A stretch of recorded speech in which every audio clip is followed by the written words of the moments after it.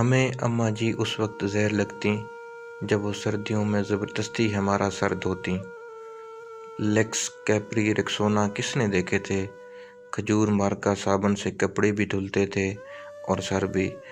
آنکھوں میں صابن کانٹے کی طرح چبھتا اور کان اماں کی ڈانٹ سے لال ہو جاتے۔ ہماری ذرا سی شرارت پر اماں آگ بگولا ہو جاتیں اور کپڑے دھونے والا ڈنڈا اٹھا لیتیں جسے ہم ڈمنی کہتے تھے، لیکن مارا کبھی نہیں۔ کبھی عین وقت پر دادی جان نے بچا لیا، کبھی بابا نے اور کبھی ہم ہی بھاگ لیے۔ گاؤں کی رونقوں سے دور عین فصلوں کے بیچ ہمارا ڈیرا تھا۔ ڈیرے سے پگ ڈنڈی پکڑ کر گاؤں جانا اماں کا سب سے بڑا شاپنگ ٹور ہوا کرتا تھا، اور اس ٹور سے محروم رہ جانا ہماری سب سے بڑی بد نصیبی۔ اگر کبھی اماں اکیلے گاؤں چلی جاتیں تو واپسی پر ہمیں مرنڈے سے بلانے کی کوشش کرتیں۔ ہم پہلے تو ننھے ہاتھوں سے اماں جی کو مارتے، ان کا دوپٹہ کھینچتے، پھر ان کی گود میں سر رکھ کر منہ پھاڑ پھاڑ کر روتے۔ کبھی اماں گاؤں ساتھ لے جاتیں تو ہم اچھلتے کودتے خوشی خوشی ان کے پیچھے پیچھے بھاگتے۔ شام گئے جب گاؤں سے واپسی ہوتی تو ہم بہت روتے۔ ہمیں گاؤں اچھا لگتا تھا۔ ماں ہم گاؤں میں کب رہیں گے؟ میرے سوال پر اماں وہی گھسا پٹھا جواب دیتیں، جب تو بڑا ہوگا، نوکری کرے گا، بہت سے پیسے آئیں گے، تیری شادی ہوگی، وغیرہ وغیرہ۔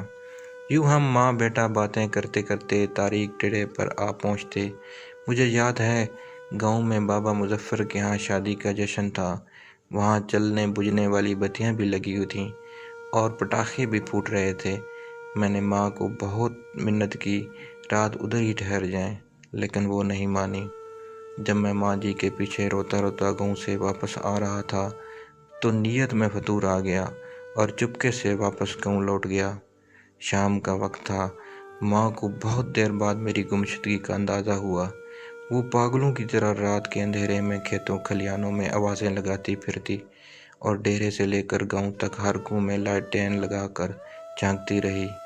رات گئے جب میں شادی والے گھر سے بازیاب ہوا تو وہ شیرنی کی طرح مجھ پر حملہ آور ہوئیں۔ اس رات اگر گاؤں کی عورتیں مجھے نہ بجاتیں تو اماں مجھے مار ہی ڈالتی۔ ایک بار ابو جی اپنے پیر صاحب کو ملنے سرگودا گئے ہوئے تھے۔ میں اس وقت 6-7 سال کا تھا۔ مجھے شدید بخار ہو گیا۔ اماں جی نے مجھے لوئی میں لپیٹ کر کندھے پر اٹھایا اور کھیتوں کھلیانوں سے گزرتی 3 کلومیٹر دور گاؤں کے اڈے پر ڈاکٹر کو دکھانے لے گئیں۔ واپسی پر ایک کھالے کو پھلانگتے ہوئے وہ کھلیان میں گر گئیں، لیکن مجھے بچا لیا۔ انہیں شاید گھٹنے پر چوٹ آئی۔ ان کے منہ سے میرے لیے حسبی اللہ نکلا۔ یہ واقعہ میری زندگی کا سب سے پرانی یادداشتوں میں سے ایک ہے۔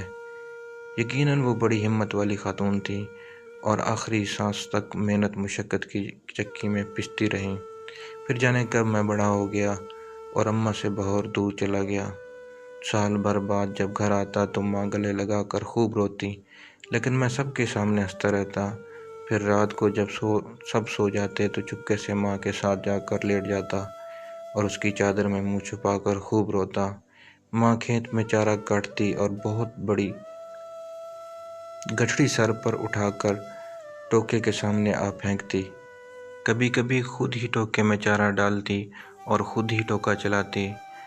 جب میں گھر جاتا تو مقدور بھر ان کا ہاتھ بتاتا۔ ہم نے گاؤں میں گھر بنا لیا اور ماں نے اپنی پسند سے میری شادی کر دی۔ میں فیملی لے کر شہر چلا آیا اور ماں نے گاؤں میں اپنی الگ دنیا بسا لی۔ وہ میرے پہلے بیٹی کی پیدائش پر شہر بھی آئیں۔ میں نے انہیں سمندر کی سیر بھی کرائی۔ کلفٹن کے ساحل پر چائے پیتے ہوئے انہوں نے کہا، اس سمندر سے تو ہمارے ڈیرے کا چھپڑ زیادہ خوبصورت لگتا ہے۔ ماں بیمار ہوئی تو میں چھٹی پر ہی تھا۔ انہیں کئی دن تک باسکو پان کھلا کر سمجھتا رہا کہ معمولی پیٹ کا درد ہے، جلد افاقہ ہو جائے گا۔ پھر درد بڑھا تو شہر کے بڑے ہسپتال لے گیا، جہاں ڈاکٹر نے بتایا کہ جگر کا کینسر آخری سٹیج پر ہے۔ خون کی فوری ضرورت محسوس ہوئی تو میں خود بلڈ بینک بیڈ پر جا لیٹا۔ ماں کو پتہ چلا تو اس نے دکھ سے دیکھ کر اتنا کہا، کیوں دیا خون؟ خرید لیتا کہیں سے، پاگل کہیں کا۔ میں بامشکل اتنا کہہ سکا، اماں خون کی چند بوندوں سے تو وہ قرض بھی ادا نہیں ہو سکتا جو آپ مجھے اٹھا کر گاؤں ڈاکٹر کے پاس لے کر گئی تھیں اور واپسی پر نالا پھلانگتے ہوئے گر گئیں۔ وہ کھلکھلا کر ہنسی تو میں نے کہا، اماں مجھے معاف کر دینا، میں تیری خدمت نہ کر سکا۔ میرا خیال ہے کہ میں نے شاید ہی اپنی ماں کی خدمت کی ہوگی، وقت ہی نہیں ملا، لیکن وہ بہت فراق دل تھیں۔ بستر مرگ پر جب بار بار میں اپنی کوتاہیوں کی ان سے معافی طلب کر رہا تھا تو کہنے لگی، میں راضی ہوں بیٹا، کائے کو بار بار معافیاں مانگتا ہے۔ ماں نے میرے سامنے دم توڑا، لیکن میں رویا نہیں۔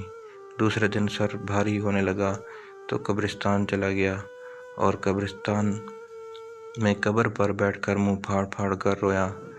مائے نی میں کنوں آکھاں، درد بچھوڑے دا حال نہیں۔ ماں سے بچھڑے مدت ہو گئی، اب تو یقین بھی نہیں آتا کہ ماں کبھی اس دنیا میں تھی۔ آج بیت اللہ کا طواف کرتے ہوئے پٹھانوں اور سوڈانیوں کے ہاتھوں فٹ بال بنا پھرتا ہوں، جانے کیسے دیوار کعبہ سے جا ٹکرایا۔ یوں لگا جیسے مدتوں بعد پھر ایک بار ماں کی گود میں پہنچ گیا ہوں۔ وہی سکون جو ماں کی گود میں آتا تھا، وہی اپنائیت، وہی محبت جس میں خوف کا عنصر بھی شامل تھا۔ اس بار منہ پھاڑ کر نہیں، دھاڑے مار مار کے رویا۔ 70 ماؤں سے زیادہ پیار کرنے والے رب کعبہ اور ہم صدا کے شرارتی بچے۔